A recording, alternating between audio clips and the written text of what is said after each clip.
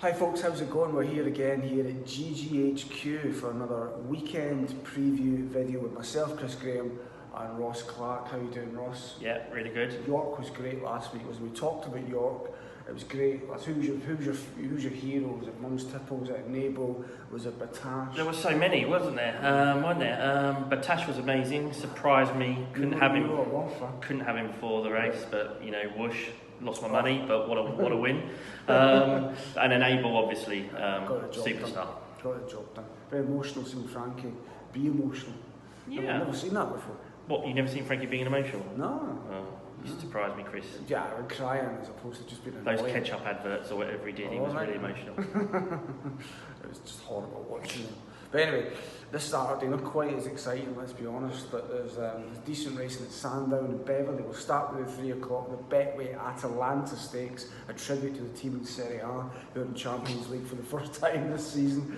11 to 10, Jubiloso was the best prices, 7 to 2. Flower, 8 to 1 Look Around, and 12 to 1 Lavender Blue. Jubiloso, third in the coronation, third in the Oak Tree, strong favourite here. Will you oppose her? Not really. I think she's a really worthy favourite. As you say, Group 1 form, bringing it to the table. Dropping trip last time probably did for her. She was staying on well late in the day. Back up to a mile today, on Saturday. Yeah, I think she should win. But if you want one at an each-way price, I'll give you Lavender's Blue. All right. Wasn't seen as a 2-year-old. First run this year, really impressive winner at Newmarket. Split Queen Power and Star Catcher on her next run. Wow. Star Catcher's gone on to win the Irish Oaks. Ran in the Lavender's Blue, ran in the English Oaks. Towed off last, but after the race, the vet reported that she had thumps.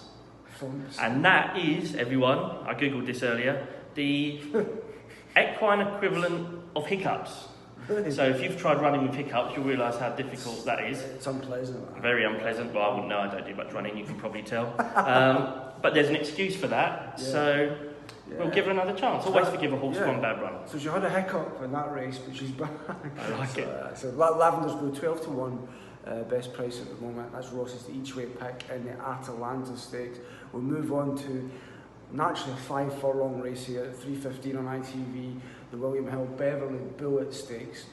5 to 2 favourite at the moment. 'Tis Marvellous running up in the Wokingham, of course. 9 to 2 Danzino. 7 to 1 Tarbush. That logo's back up. 10 to 1 Copper Knight, along with Ornate. 2 to 1 Epsom Dash and Judicial.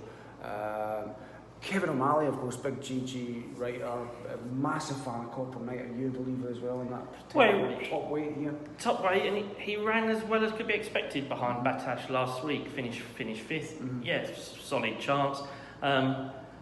Most people think of Beverley and they think the draw is plays a crucial part. Everyone thinks a low draw is what's needed. I spent the morning going through every 5 furlong race held at Beverley this year, 36 of them. That's what you've been doing. That's what I've been doing. And interesting enough, the stall that's provided most winners is stall 8. Right. Stall 9 and 10 has more winners than stall 1. Jeez. So I think the draw could be overplayed. Yeah. So we'll forget about that. So I don't really know why I mentioned it. So the one I like is Judicial. Right, sure. Unbeaten at the track, 2 from 2 at Beverley. So acts well around the track. His last run outside of Group Company, he won. Wow. So there's a lot to like about him. Judicial. Judicial, 10 to 1? 10 to 1. 10 to 1 at the moment. Best price, so another big price from Ross.